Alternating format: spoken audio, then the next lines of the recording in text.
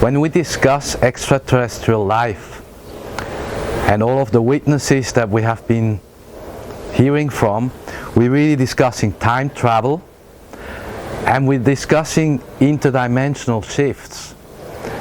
The ETs, they come through different dimensions. They don't travel point by point. We're now at a time where for the first time really we have very valuable witness testimony.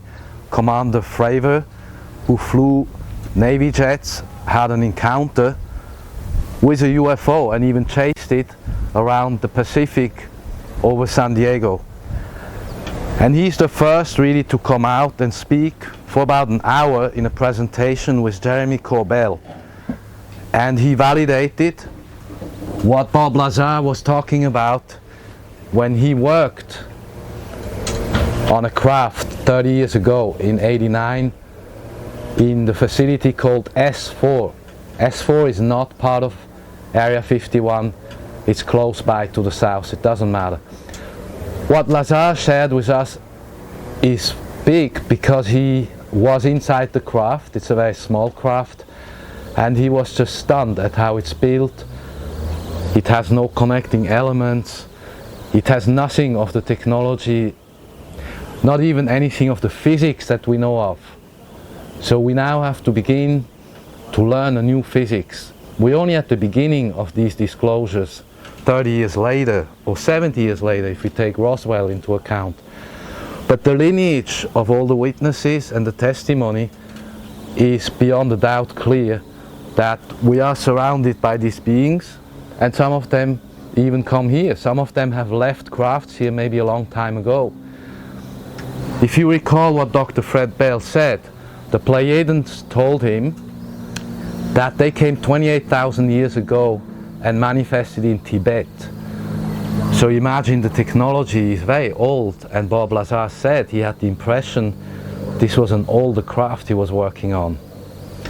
These are very interesting times we're moving into now, because things have changed since the days of George Knapp and Bob Lazar 30 years ago. Things have changed in the sense that people are more available to be informed. We have to be skeptic, of course, we have to ask questions, we have to know what we're talking about, but once we're presented this type of witness testimony, I believe it's clear, and then we're outside of the belief question, because this is not about do we believe in it or not, it's about what we know. And as I mentioned, we don't know enough. For instance, I would like to see, if it's possible, a video showing us an interaction between aliens in a base and humans, military personnel, who do work with aliens, we have been told, but we've never seen anything. So it's time for more videos, for more film material to come out that will show us without a doubt what is going on. And with these alignments we're in now, Pluto, Saturn, right now opposed by Mars and Mercury, we're in a time that is really ready for massive disclosures and the exposure of everything that surrounds us.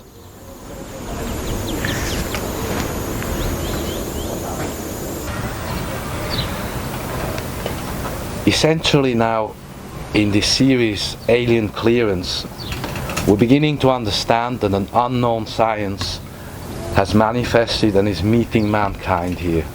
This is the time now. And this field of inquiry about extraterrestrial life is a field with changing goalposts. Everything is morphing. That's what John A. Keel was teaching us. We now know from the witnesses what they saw, what they worked on, and this inquiry moved further and further out, and we will see where it leads us. It's an investigation that will lead us someplace. I don't know yet what will be shown in the future, but I know this is just the beginning of the disclosure. This is just essentially to test the planet, to see how people receive this entire subject. And keep in mind that the crafts that we have been shown could have been older, because we know from the Pleiadians they have been around for 28,000 years already.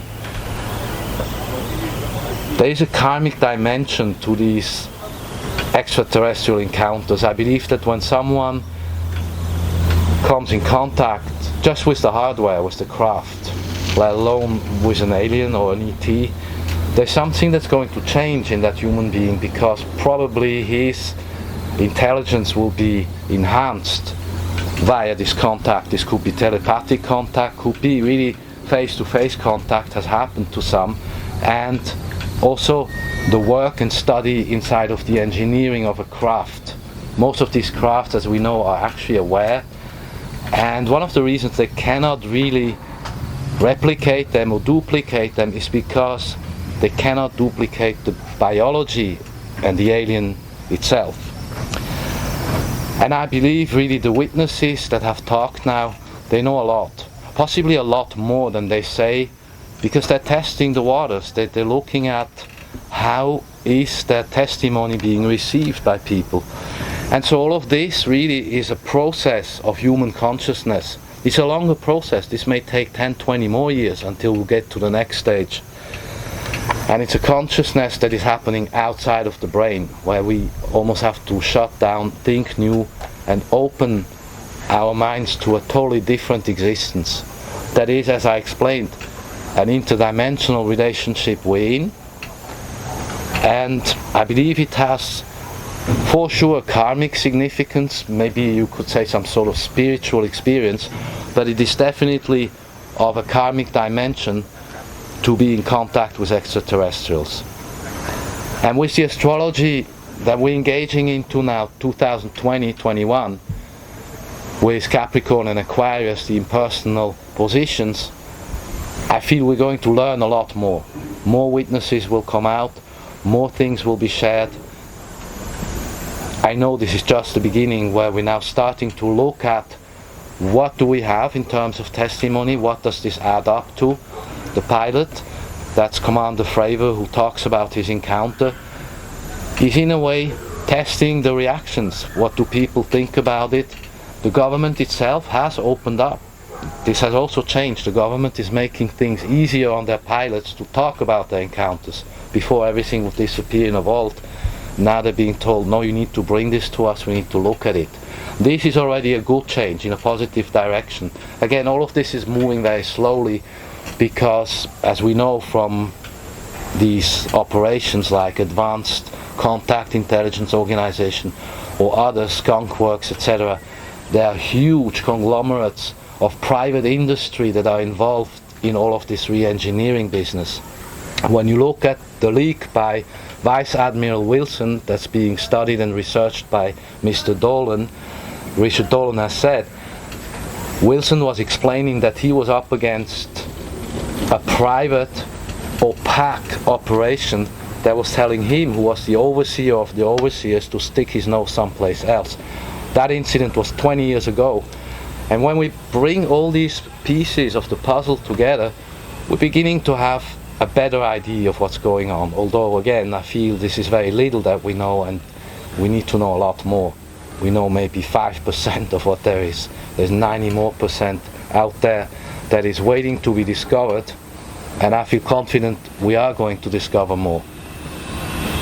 This is from the book Operation Trojan Horse by John A. Keel. So I quote in his last chapter, "You can't tell the players without the scorecard. The situations have been engineered by the phenomenon to make the UFO cultists suspicious of the government and even of one another. The infighting between the various groups deserves special study by itself. Many cultists are living in genuine terror. Some no longer trust their own families. Several have suffered nervous breakdowns. Ironically, the UFO organizations have themselves suppressed and censored more UFO reports than even the Air Force. When the National Investigation Committees on Aerial Phenomena received a report from one of their members on the sighting in 1961, in which they suffered extraordinary effects after they saw human-like figures in the window of a UFO, they hid the full report in their office. The whole story would never have become public knowledge if author John Fuller had not stumbled across the hills years later during his own independent UFO investigations." And this is something George Knapp also mentioned in his presentation with Jeremy Corbell. So here we have two of the best witnesses, I believe the best witnesses of all, Bob Lazar and Commander Fravor, explaining exactly what they did and their whole encounter, their whole story. And it is interesting to see that even the people in the UFO community doubt this, maybe because they're jealous that it's not them who came up with it, but another source showed it to someone else. There's all that human stuff going on, and we have to just cut through it and look kind of like forensic lawyers at the evidence. And the evidence is out. So it's not like the truth is out there, it's actually come to us on this table. And in my book Light Seeds, I talk a lot about this whole ET phenomenon, and I even prognosticated, I predicted that we would have more disclosure and that people would come forward and eventually share really what they were involved in and what their experience was like. Again, keep in mind the person who has been through such experiences will come out of it changed in some manner, possibly with an enhanced intelligence.